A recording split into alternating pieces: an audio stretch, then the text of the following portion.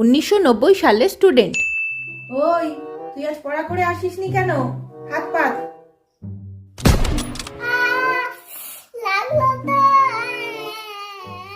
2000 সালের স্টুডেন্ট। ওই তুই আজ পড়া করে আসিসনি কেন? হাত পাত।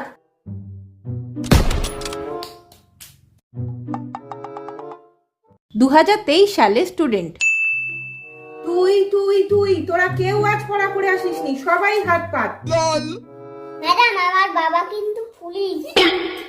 ম্যাডাম, আমার মা কিন্তু উকিল।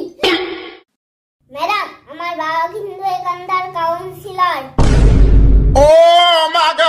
আরে পাগল ছেলেগুলো, আমি কি তোদের মারবো বলে হাত পাততে বলছিলাম?